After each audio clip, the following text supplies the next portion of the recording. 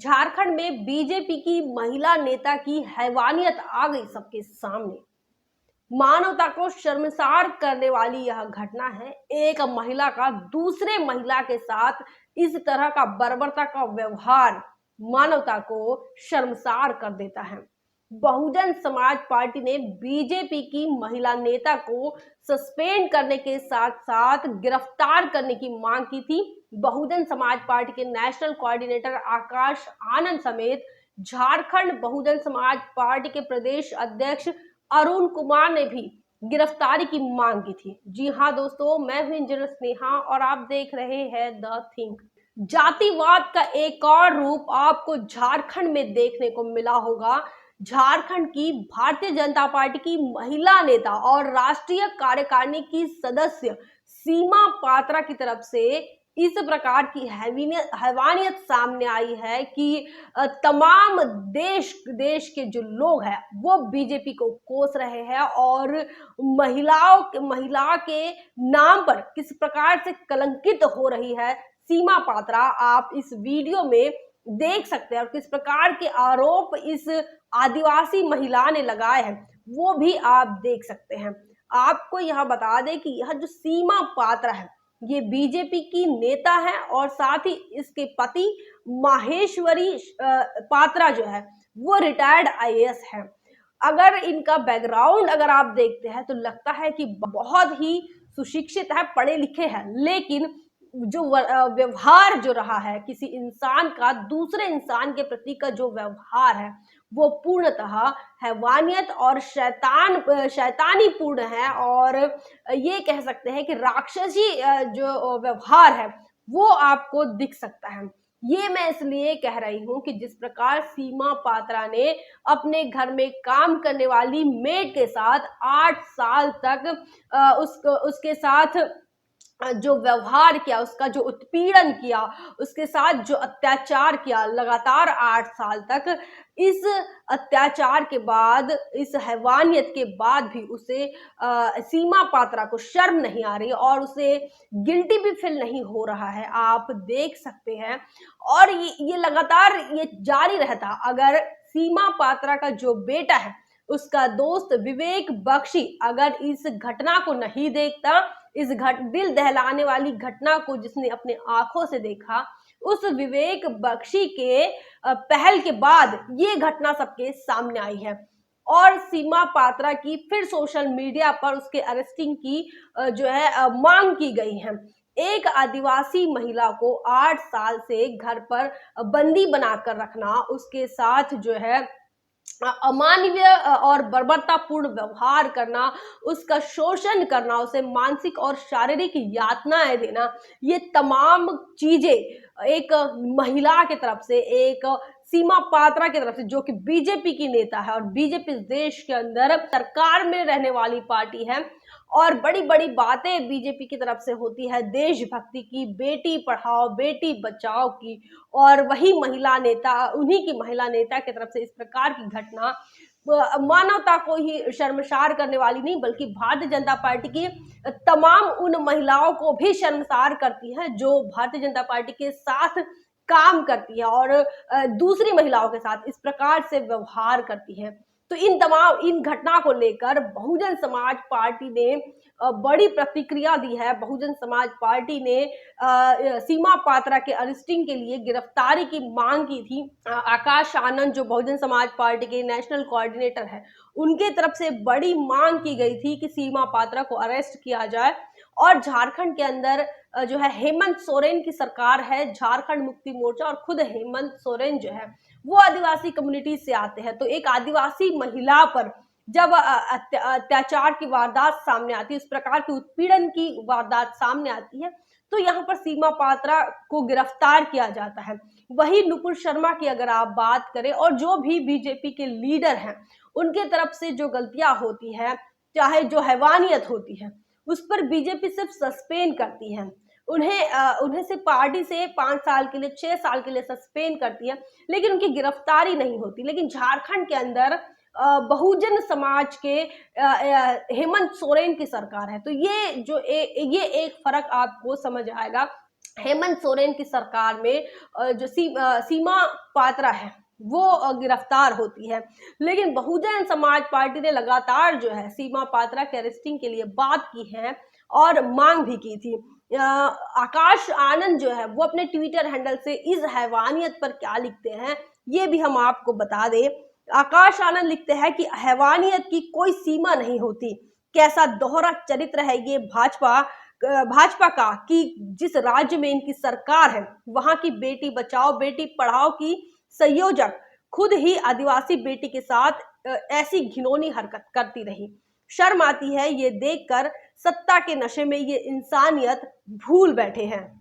आकाश आनंद आगे लिख रहे हैं कि आदिवासी समाज से आने वाली एक महिला को देश का राष्ट्रपति बनाकर भाजपा को लगता है कि आदिवासी समाज पर अब कोई भी जुल्म करे तो सब माफ है। उनकी खुद की एक महिला नेता का नाम ऐसे घिनौने जुर्म में सामने आया है। झारखंड सरकार को सीमा पात्रा को इस वहशीपन की कड़ी से कड़ी सजा देनी चाहिए।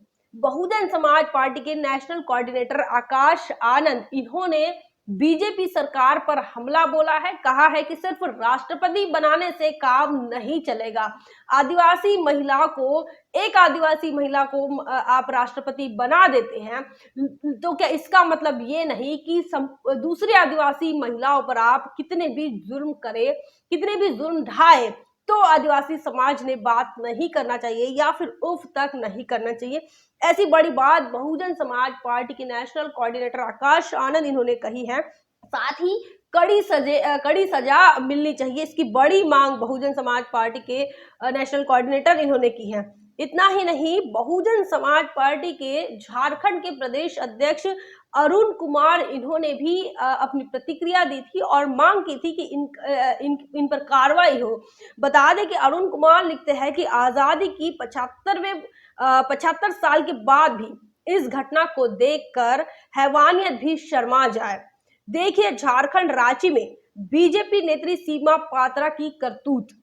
आदिवासी नौकरानी को भूखे पैसे कई दिनों तक कमरे में बंद रखा, लोहे की रॉड से दांत तोड़ दिए, जी नहीं भरा तो मुंह से पेशाब साफ कराया।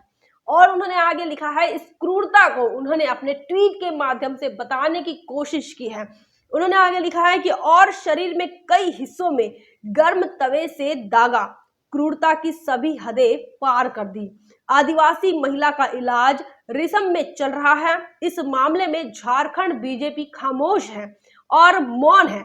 बहुजन समाज पार्टी इस घटना की कड़ी शब्दों में निंदा करती है और बीजेपी नेत्री पर सख्त कार्रवाई की मांग करती है। बहुजन समाज पार्टी झारखंड और बहुजन समाज पार्टी के नेशनल कोऑर्डिनेटर आकाश आनंद की तरफ से सुनीता खाखा, जो कि झारखंड की आदिवासी महिला पीड़ित महिला है, उसके न्याय के लिए गुहार लगाई गई है और झारखंड सरकार से उचित और कड़ी सख्त कार्रवाई करने की मांग बहुजन समाज पार्टी ने की थी। फिलहाल जो है सीमा पात्रा है वो फिलहाल अरेस्ट हो चुके हैं, गिरफ्तारी हो चुकी है। अब ये होना है कि आने वाले समय में सीमा पात्रा पर किस प्रकार से कार्रवाई होती है। भारतीय जनता पार्टी जो है वो पावर में है, केंद्र में है, सेंट्रल में है और ऐसे में किस प्रकार से दबाव भी बन सकता है, ये तमाम आशंकाएं लोग जता रहे हैं। लेकिन एक आदिवासी महिला का जो आत्मसम्मान, आदिवासी महिला के साथ अमानवीयता से व्यवहार, क्रूरता भरा व्यवहार, ये मानवता को शर्मसार करने वाली घटना और इसकी निंदा बहुजन समाज पार्टी ने कड़े शब्दों में की है। चाहे फिर वो झारखंड के प्रदेश अध्यक्ष के द्वारा हो या फिर बहुजन समाज पार्टी के नेशनल कोऑर्डिनेटर आकाश आनंद के द्वारा हो। और इन तमाम घटनाओं को लेकर जिस प्रकार भारतीय जनता पार्टी के लोगों द्वारा जिस प्रकार की बातें, जिस प्रकार का बर्ताव देश के अंदर सामने आ रहा है, इन तमाम चीजों को लेकर आपके दिल दिमाग पर क्या असर हो रहा है, आप क्या सोच रहे हैं, क्या आप कुछ सोच भी पा रहे हैं, नहीं पा रहे हैं।